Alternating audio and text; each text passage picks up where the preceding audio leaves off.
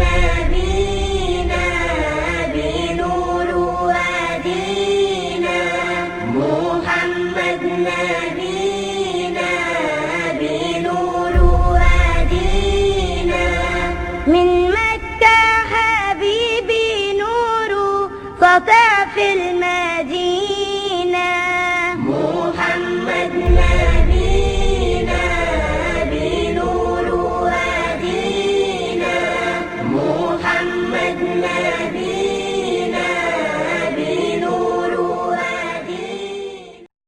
Letter and spirit, شریعت، قرآن اور سنت، ان دونوں. یہ بڑا اچھا سوال ڈاکٹر صاحب نے ریز کیا ہے کہ قانون وراثت کے نافذ نہیں کرایا جائے گا. ہم تو کہتے ہیں یقیناً بہت اچھا سوال ہے، میں اس کا جواب عرض کرتا ہوں. دیکھیے بات یہ ہے، قانون وراثت کا تعلق میرے پرسنل قانون سے ہے، میں اس پر پابندی کے ساتھ عمل کرتا ہوں. اگر میں اس کی خلاف ورزی کرتا ہوں تو کچھ لوگوں کے حقوق تلف ہوتے ہیں. یہ حق تلفی کا مقدمہ ہے جو جاتا ہے، اور جرم کی سزا میں عدالت پھر اس کو نافذ کرتی ہے. دیکھیے ایک چیز ہے کسی معاملے میں کسی کا حق تلف ہو جانا، اور ایک چیز ہے وہ معاملات جو میری ذات سے متعلق ہیں ان کے بارے میں حکومت کا مداخلت کرنا. یہ دو الگ الگ باتیں ہیں. میں کہتا ہوں کہ حکومت مجھے پابند نہیں کر سکتی، کوئی اسلامی حکومت بھی، کہ تم روزانہ 1 روح افزا گلاس پیا کرو. معقول بات ہے نا، نہیں پابند کر سکتی. جن ایجابی احکام، میں نے بار بار یہ لفظ استعمال کیا ہے، جب کوئی کسی قانون کی خلاف ورزی کرتا ہے اور اس کے نتیجے میں دوسرے کا حق تلف ہو جاتا ہے، وراثت میں کچھ حقوق قائم ہوتے ہیں، تب مقدمہ قائم ہوتا ہے، ورنہ عام حالات میں یہ کوئی حکومت کے نافذ کرنے کا کام نہیں ہے. نہیں، مقدمہ قائم کرنے کا ہے معاملہ. اگر فرض کیجئے کہ کوئی ایسے احکام ہیں کہ جن کا تعلق مفاد عامہ سے، کسی ایک شخص کا جو ہے کوئی حق تلف نہیں ہوا، اس کو مثال اس کو سوگم اٹھا لے گے لوگ. تو جو بھی نہیں، جو بات جاوید صاحب کی بات مجھے سمجھ میں آئی ہے وہ یہ کہ مثال کے طور پر گورنمنٹ کسی کو سچ بولنے پر مجبور نہیں کر سکتی، کیونکہ یہ تو کہلوایا نہیں جا سکتا. یعنی میں جھوٹ بولنے پر سزا تو دے سکتی ہے. یہ وہی چیز ہے جو کہہ رہے ہیں کہ ایجابی قوانین، یعنی جو میرے خیال سے اگر میں ہو سکتا میں نے بار بار یہ لفظ اگر مجھے اجازت دیں تو استعمال کیا ہے کہ دیکھیے ایک ہے کہ ایک شخص نے کسی جرم کا ارتکاب کیا ہے، جب وہ جرم کا ارتکاب کرتا ہے تو وہ اپنے بنیادی حقوق سے محروم ہو جاتا ہے.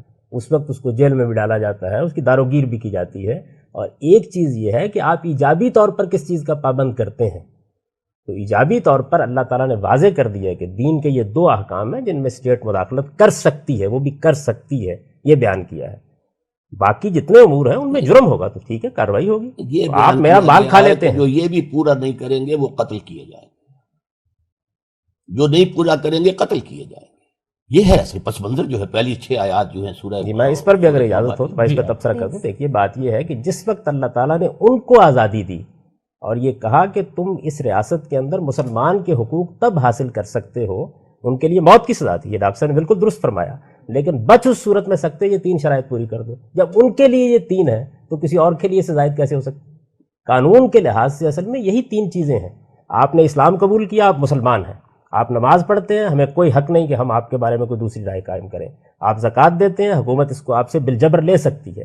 یہی اصول ہے جس کو سیدنا ابوبکر صدیق نے بیان کیا تھا کہ لا اصل فوقہن ولا اکثر دونہم. یہ ابوبکر صدیق کی جو بات کوٹ کر رہے ہیں آپ، اس کے بارے میں کیا کہتے ہیں؟ عرض کر رہا ہوں اسی پر کہ چونکہ حضرت عمر نے کہا تھا ان مانعین زکوٰۃ کے ساتھ آپ جہاد نہ کیجیے، تو حضور نے حضرت ابوبکر رضی اللہ تعالیٰ عنہ نے فرمایا کہ اللہ تعالیٰ نے راستہ چھوڑنے کے لیے یہ 3 شرطیں ہیں: ایمان لائیں، نماز قائم کریں، زکوٰۃ دیں.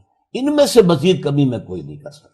بڑا اہم سوال ہے. تاریخ کے ہم سب کچھ نہ کچھ مطالعہ تو کرتے ہیں. اسلامی تاریخ میں کہ خاص طور پر خلفائے راشدین نے اس طریقے سے ان 2 چیزوں کے علاوہ، کیونکہ 2 چیزوں پہ تو یقیناً آپ دونوں کا اتفاق ہے، اس کے علاوہ سزائیں کچھ دی ہیں لوگوں کو، یا مجبور کرا ہے کہ لوگ اس طرح کے جیسے حج کرنے کے اوپر فورس کیا، کیونکہ حج تو بڑا لازمی سا رکن ہے. اس پہ حدیث بھی ہے کہ جو یہ کام نہیں کرتا وہ یہودیوں آپ اس پر غور فرمائیے کہ کیا حکومت کو یہ حق حاصل ہوگا کہ وہ میری استطاعت کا جائزہ لے اور اس کے بعد مجھ سے کہے کہ تمہیں لازماً حج کرنا ہے؟ وہ گھر میں آ کے مداخلت کرے اور کہے کہ تمہیں روزہ کیوں نہیں رکھا ہوا؟ ان تمام امور میں کوئی مداخلت تاریخ میں کیا اس طرح کا کوئی وہ میرے لیے جہاد کے لیے جبری بھرتی کا کوئی قانون نہیں بنا سکتی، مجھے روزہ رکھنے پر مجبور نہیں کر سکتی. میں اس کے لیے اللہ کے سامنے جواب دہ ہوں. اس کا یہ مطلب نہیں ہے کہ مجھے چھوٹ حاصل ہو گئی ہے. اللہ تعالیٰ کے ہاں مواخذہ ہوگا. ریاست کی ذمہ داری کیا ہے؟ وہ 2 ایجابی احکام ہیں جن کو نافذ کر سکتی ہے.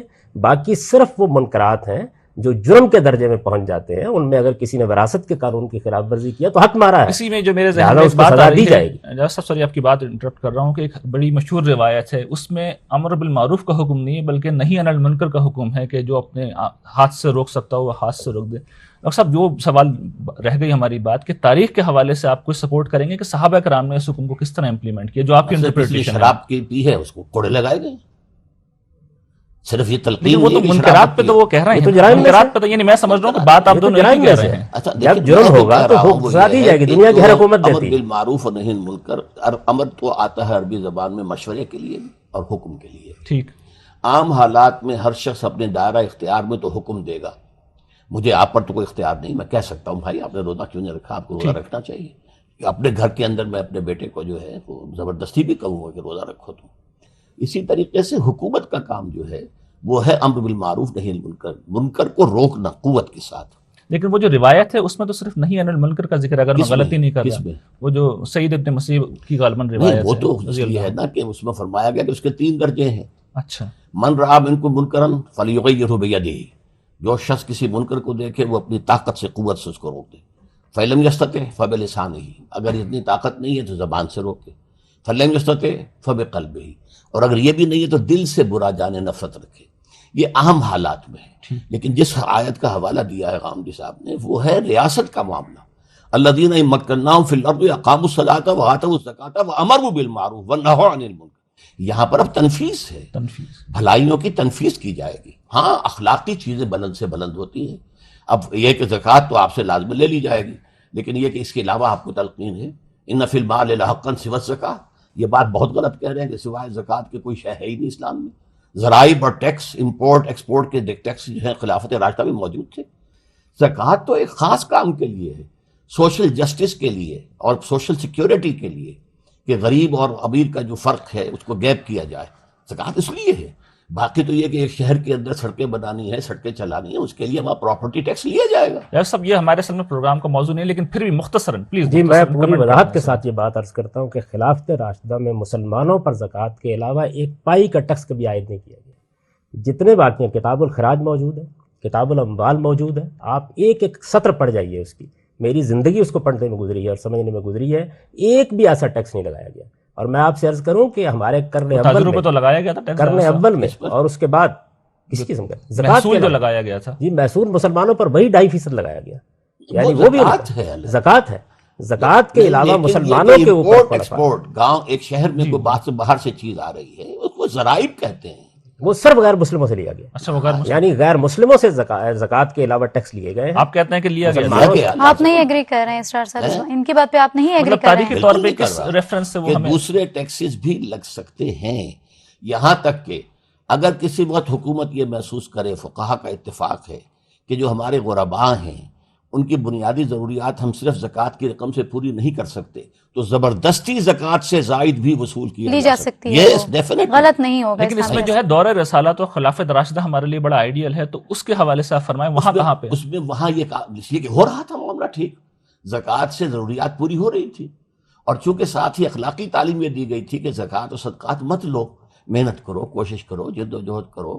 یہ لوگوں کا میل کچیل ہے یہ زکوٰۃ و صدقات، لہذا لوگ جو ہیں وہ بالکل آخری حد کے اندر جو ہے وہ مانگتے تھے ورنہ نہیں مانگتے تھے. تو چونکہ زکوٰۃ سے وہ ساری ضروریات پوری ہو رہی تھی تو کوئی اور ٹیکس لگانے کی ضرورت نہیں ہوئی. لیکن مثلاً کاروبار ہے، منڈی چل رہی ہے، سامان آ رہا ہے جا رہا ہے، اس کے اوپر ذرائع ایکسپورٹ امپورٹ یہ تھے خلافت راشدہ میں. جی بہرحال میں یہ عرض کرتا ہوں آپ کا نقطہ نظر یہ کہ نہیں کوئی تھے. ایک بھی نہیں. میں کہتا ہوں کہ کسی جگہ پر، بلکہ حال یہ ہے کہ ہمارے جو قدیم فقہا ہیں وہ اس معاملے میں بحث کرتے ہیں. وہ ڈاکٹر صاحب نے بالکل ٹھیک کہا کہ کسی ایمرجنسی کی حالت میں یہ اختیار حاصل ہے یا نہیں. اس میں ابن حزم کا موقف ہے جو انہوں نے بیان کیا. اب آئے ہیں اس پر، یعنی اس سے پہلے آپ میں عرض کروں کہ کیٹیگوریکل تھے کسی کہ کوئی ایمرجنسی سرے کی سے حالت میں اس کا مطالبہ حق حاصل ہے یا نہیں. ایمرجنسی کیا، کسی غریب کا حق دلوانے کے لیے، اور وہ بھی ابن حزم اس کے قائل ہے. باقی لوگ اس معاملے میں بالکل واضح ہے. بلکہ پہلے دور میں تو یہ رہا ہے کہ اگر کوئی ٹیکس عائد کرنے والی حکومت ہے تو وہ غیر اسلامی حکومت ہے. اللہ تعالیٰ نے اس کی حدود مقرر کر دی ہیں. یہ ذرائع وشور جن کا ذکر آتا ہے آپ پڑھ لیجئے کتاب الخراج ساری کی ساری، اس میں امام ابو یوسف نے سب کو جمع کر دیا ہے. کسی مسلمان کے بارے میں کوئی تصور نہیں اس بات کا. اچھا خیر یہ ایک الگ بحث ہے میرے نزدیک. میں ظاہر ہے کہ اس طرح کے معاملات میں اختلاف اتفاق ہو سکتا ہے. میں صرف ایک واقعے کی طرف اشارہ کر دوں. آپ کو معلوم ہے کہ سیدنا عمر بن عبدالعزیز کے زمانے میں یہ مسئلہ پیش آ گیا کہ بعض لوگ مسلمان ہو جاتے تھے اور حکومت کے خزانے کو بھرنے کے لیے بعض عمال ان پر جزیہ عائد کیے رکھتے تھے. اب سوال یہ ہے کہ اگر کوئی زائد ٹیکس لگانے کی اجازت موجود ہے تو پھر تو مسلمانوں پر اس کے بعد لگایا جا سکتا تھا. انہوں نے اس کے بعد اس کو بنا کیا اور یہ کہا کہ رسول اللہ صلی اللہ علیہ وسلم تحصیلدار بنا کر نہیں بھیجے گئے تھے، خدا کے دائی بنا کر بھیجے گئے تھے. اور جزیے کو ختم کرا دیا کسی مسلمان کے اوپر، اس کے بعد یہ سوال نہیں تھا۔ آپ اس بارے میں کیا کہتے ہیں؟ ظاہر بات ہے مسلمان پر جزیہ نہیں ہے، مسلمان ہو گیا تو جزیہ ختم۔ تو حکومت کو ضرورت نہیں ہے پھر، وہ تو کرتی کہ وہ جزیہ ان سے لینا بند کر دیتی، کوئی اور ٹیکس عائد کر دے۔ مسلمانوں سے لے کے اس پہ میرا خیال یہ ہے کہ آپ دونوں حضرات کا نقطہ نظر سامنے آ میں گیا۔ آپ کے سامنے ان فی المال حقاً سے بس زکوٰۃ کے بارے میں میں یہ عرض کر دوں کہ اس کا تعلق انفرادی زندگی سے ہے۔ اس کا مطلب یہ ہے کہ تم زکوٰۃ ادا کرنے دینے کے بعد یہ خیال نہ کرو کہ اللہ کے حقوق ختم ہو گئے ہیں، رشتہ داروں کے، اعزاء کے، اقربا کے انفاق کے معاملے میں حقوق اسی طرح تمہارے اوپر موجود ہے۔ دیکھیے ایک مثال ایک ہے ریاست کا حق اور ایک ہے فرد کے اوپر، وہ جرم بن جاتا ہے۔ ایک ہندو غیر مسلم مسلمان ہو جائے تو جزیہ ختم، پھر اس پر زکوٰۃ لاگو ہو جائے گی، ٹھیک، لیکن اس کی زمین جو اس کے پاس چھوڑ دی گئی تھی وہ خراجی رہے گی، وہ چاہے اسلام لے آئے، اس کی زمین جو ہے عشری نہیں ہوگی، ملکیت ہی نہیں ہوگی، وہ حکومت کی جو ہے ملکیت رہے گی، حکومت اس میں سے خراج